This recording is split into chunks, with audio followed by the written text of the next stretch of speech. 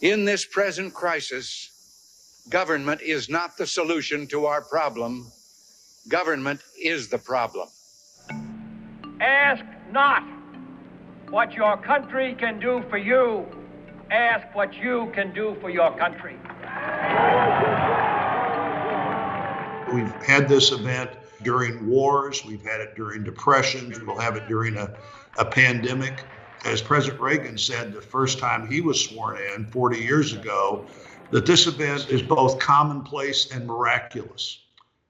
Commonplace because we've done it every 4 years since 1789, and miraculous because we've done it every 4 years since 1789.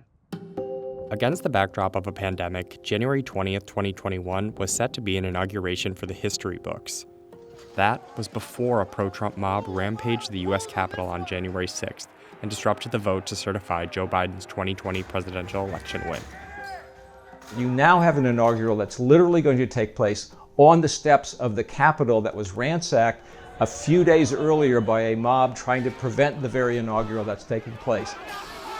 I think there is a tendency to kind of overstate the drama of most moments. There's a tendency to hype them a little bit, if you will. I think this one is kind of hard to hype. I think the drama is legitimate. While President-elect Joe Biden's inauguration will certainly look different, the U.S. has sworn in presidents at times of high national drama and deep political division before. So how will Biden's moment fit into history? We all know as Americans what that tableau is supposed to look like, a crowded dais with the new president and the outgoing president both there, with a lot of dignitaries in the Supreme Court, and a big crowd down below. We're not going to have all of those things. The coronavirus pandemic has fundamentally changed how we live, and the tradition of the inauguration is not being spared. As the U.S. nears 400,000 deaths from the virus, the inaugural has been adjusted dramatically. Guests will be limited, the luncheon has been canceled, and the parade will be virtual. Senator Roy Blunt chairs the Congressional Inauguration Committee. Inauguration of the President of the United States. I think we're going to have somewhere in the neighborhood of 2,500 to 3,000 people at the inauguration as opposed to 200,000. Following the Capitol riot, security is being beefed up. At least 20,000 National Guardsmen were sent to Washington, D.C. ahead of the inauguration. That's more than twice the number sent for President Obama's inauguration, when security concerns were also high.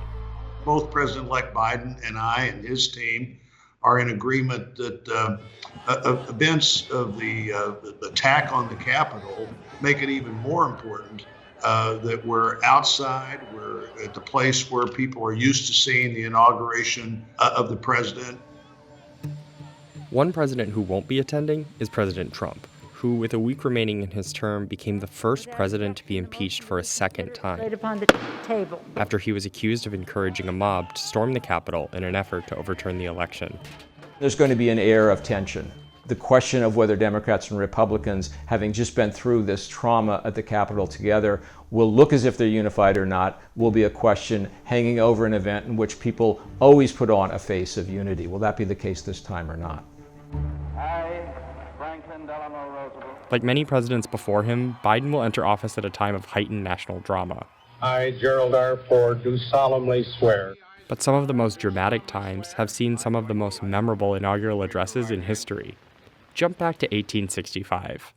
Lincoln's second inaugural that occurred during the Civil War produced probably the greatest inaugural speech of all. He said to the country, "It is time to bind our wounds. We must heal." And it was exactly the message the country needed to hear at that time. It's also one that stood the test of time. Do solemnly swear. Nearly 70 years later, the U.S., in the midst of the Great Depression, elected Franklin D. Roosevelt for the first time. At his inauguration, he addressed the nation, now famously saying, The only thing we have to fear is fear itself. In both cases, Lincoln and Roosevelt were trying to persuade Americans that the drama of the moment could be overcome.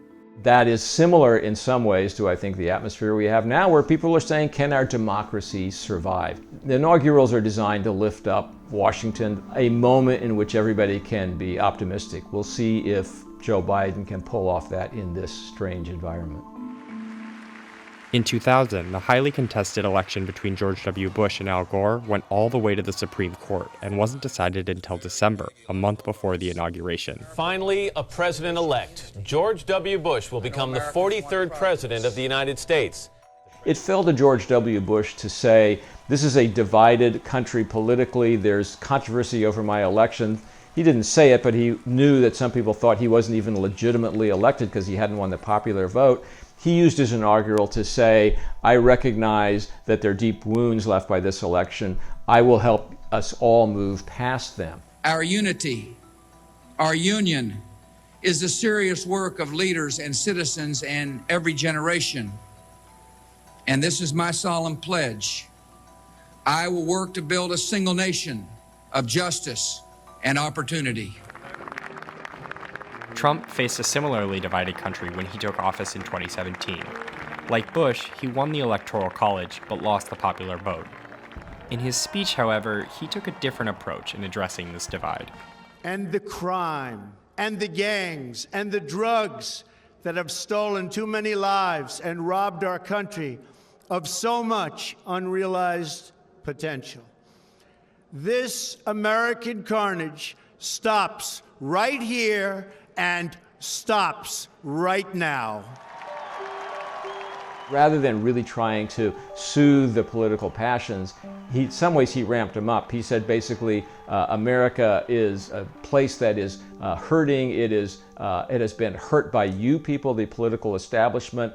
There's a dark America out there that needs to be changed. I'm going to change it. From this day forward, it's going to be only America first.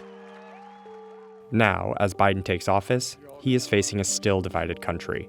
A poll last month found roughly 1/3 of those surveyed did not think Biden won the election legitimately, and about the same share believed there was widespread voter fraud. Just so you understand, this election was a fraud. Trump has repeated both of these false claims. He's conceded that he's not going to be the president any longer, but he has not conceded that he lost the election. That is going to convey, in the eyes of millions of Americans, a sense of illegitimacy about a President Biden and the Biden administration. This inauguration seems poised to hold a unique place in our country's history. How President Biden tries to speak to people who think he is not the legitimate next president of this country is going to be an important part of this inaugural. I pledge to be a president who seeks not to divide, but unify. I think people will look back on the 2021 inauguration of Joe Biden and say that was the one and only inauguration this country has ever had that went that way. I can't imagine this set of circumstances ever being repeated.